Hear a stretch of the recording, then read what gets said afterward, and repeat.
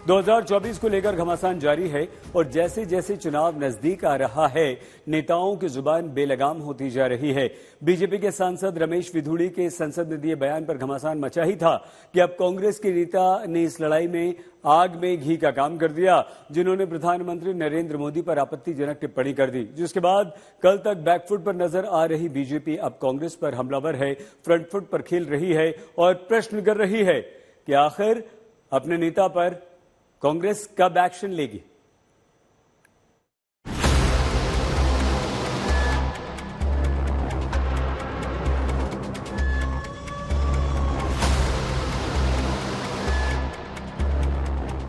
अभी संसद में शर्मनाक बोल पर सियासी बवाल थमा भी नहीं था कि एक और बयान से माननीय ने गरिमा को तार तार कर दिया। इस बार हरियाणा कांग्रेस के अध्यक्ष उदय भान ने प्रधानमंत्री मोदी के लिए बेशर्म बोल का इस्तेमाल किया। तो जो कांग्रेस एक दिन पहले तक संसद में रमेश विधुड़ी की टिप्पणी को जबरदस्त सियासी तूल दे रही थी, विधुड़ी के बोल को नफरत वाली सियासत का रंग दे रही थी, अब बीजेपी उदय भान के बयान पर कांग्रेस से ही जवाब मांग रही है। पीएम पर दिए कांग्रेस नेता के बयान को शर्मनाक बता रही है। एक जन सामान्य के मन में भी वेदना और क्षोभ उत्पन्न हो रहा है, क्योंकि माननीय प्रधानमंत्री जी के लिए जिस प्रकार की घटिया, अभद्र, अशोभनीय भाषा का प्रयोग किया गया है, मेरे विचार से वो भारत की राजनीति में निम्नता की पराकाष्ठा है, निचलेपन की हद है, जो आज इस तरह का वक्तव्य आया है। इससे पहले तक दानिश अली से राहुल गांधी की मुलाकात के बाद कांग्रेस समेत विपक्षी पार्टियां रमेश विधुड़ी के मुद्दे को जोर शोर से उठा रही थीं। रमेश विधुड़ी पर जल्द से जल्द कार्रवाई की मांग कर रही थी। नफरत के बाजार में मोहब्बत की दुकान। यह आचरण, आप संसद के अंदर गाली देंगे एक सांसद को, एक चुने हुए सांसद को गाली दे रहे हैं आप सदन के अंदर, तो कल को माँ बहन की गालियां देंगे आप संसद में। तो ये मुझे लगता है कि बहुत ही दुर्भाग्यपूर्ण है और जरा सी भी नैतिकता अगर प्रधानमंत्री जी के अंदर है तो अपने इस सांसद के खिलाफ, एक बददिमाग सांसद के खिलाफ कार्रवाई करें और जो भाषा बोली गई है उसके लिए भारतीय जनता पार्टी को माफी मांगनी चाहिए। अब अपने ही नेता के बयान से पार्टी बैकफुट पर आ गई तो फौरन ही हरियाणा कांग्रेस के अध्यक्ष उदय भान की सफाई भी सामने आई। जो असल मुद्दे से हटाने के लिए इस तरह की बात करते हैं। अरे आप बताओ ना, आपका जो मेंबर पार्लियामेंट संसद के अंदर, आपके सारे संसद के अंदर सामने खड़ा होकर के किस तरह की भाषा इस्तेमाल करता है, किस तरह से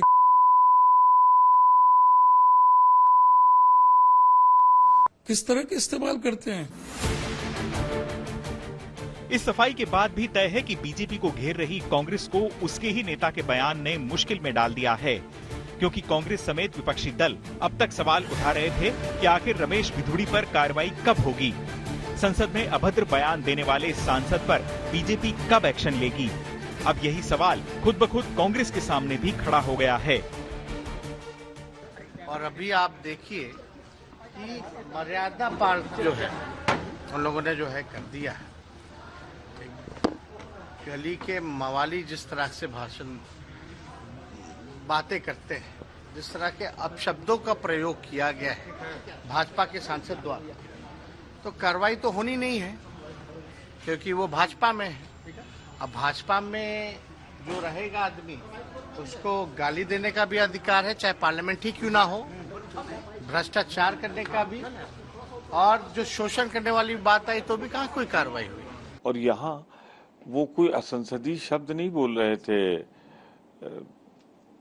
भाजपा के सांसद जी, बल्कि गाली गलौज कर रहे थे। धर्म को लेकर जिस तरह की अभद्र भाषा का प्रयोग कर रहे थे वो शर्मनाक थी, दुखद थी। तो मैं इतना जरूर कहना चाहता हूँ कि कुल मिलाकर भारत के संसदीय इतिहास कलंकित हुआ है और इसको हर हालत में उनके खिलाफ कठोरतम कार्रवाई होनी चाहिए। दूसरा, मुझे मोदी जी की खामोशी समझ में नहीं आ रही। संसद में विधुड़ी के बयान को लेकर रक्षा मंत्री राजनाथ सिंह पहले ही खेद जता चुके हैं। स्पीकर ओम बिरला बीजेपी सांसद को फटकार लगा चुके हैं। विरोधियों के हमलों के बाद बीजेपी ने रमेश विधुड़ी को नोटिस भी जारी किया है। लेकिन लगता है कि बयान से सियासी नफे नुकसान को देखते हुए बीजेपी ने भी अपने रुख में बदलाव किया है। यही वजह है कि बीजेपी सांसद निशिकांत दुबे ने दानिश अली के आचरण पर ही सवाल उठा दिया है। स्पीकर को पत्र लिखकर पूरे मामले की जांच की मांग की है। उधर दानिश अली पहले ही कह चुके हैं कि अगर रमेश भिधुड़ी पर कार्रवाई नहीं हुई तो उनके संसद सदस्य बने रहने का कोई मतलब नहीं है। अगर रमेश भिधुड़ी जी का कल का ये भाषण हेट स्पीच नहीं है तो और क्या हेट स्पीच होगी, आप ही बता सकते हैं। आप मांग क्या कर रहे हैं लोकसभा स्पीकर से? मांग हमारी है, प्रिविलेज हमने दिया है, अब लोकसभा स्पीकर पर निर्भर करता है। हमने तो इसी सदन में देखा है कि नेता विपक्ष को भी जो है 10 मिनट के अंदर रेजोल्यूशन लाकर सस्पेंड कर दिया गया था। दूसरे सदन के अभी 2 नेता सस्पेंड है। जिस वक्त बीजेपी महिला आरक्षण बिल पारित होने का जश्न मना रही थी, ठीक उसी वक्त सांसद रमेश भिधुड़ी की शर्मनाक टिप्पणी ने रंग में भंग डाल दिया। विपक्षी दलों को बीजेपी के खिलाफ घेराबंदी का बड़ा मौका दे दिया। लेकिन अब कांग्रेस नेता के बयान पर जहरीली जुबान वाला सवाल कांग्रेस और बीजेपी दोनों के सामने खड़ा हो गया है और दोनों बयानों पर सियासी हमला तेज हो रहा है। दिल्ली से अमित भारद्वाज के साथ आज तक ब्यूरो। इस समय पूरी दुनिया में लोग कंफ्यूज्ड हैं। वो समझ नहीं पा रहे हैं क्या सही है, क्या गलत है, क्या सच है, क्या झूठ है। और ये स्पष्टता हम आपको अपने इस नए शो में देंगे। सब कुछ ब्लैक एंड व्हाइट में बताएंगे। इस शो में मेरे बालों के अलावा कुछ ग्रे नहीं होगा। हर खबर ब्लैक एंड व्हाइट की तरह बिल्कुल स्पष्ट होगी। तमाम खबरों को देखने के लिए, पढ़ने के लिए आजतक.in पर जरूर जाएं और अब आप आज तक के ऐप को भी डाउनलोड कर सकते हैं। डाउनलोड करें आज तक मोबाइल ऐप। आज तक के साथ लगातार जुड़े रहने के लिए डाउनलोड कीजिए आज तक का मोबाइल ऐप और लगातार जुड़े रहिए आज तक के साथ। डाउनलोड करें आज तक मोबाइल ऐप। आज तक के साथ लगातार जुड़े रहने के लिए डाउनलोड कर लीजिए आज तक का मोबाइल ऐप। दिन भर की हर खबर से मेरे साथ रहिए खबरदार। डाउनलोड करें आज तक मोबाइल ऐप। इस समय पूरी दुनिया में लोग कंफ्यूज्ड हैं। वो समझ नहीं पा रहे हैं क्या सही है, क्या गलत है, क्या सच है, क्या झूठ है।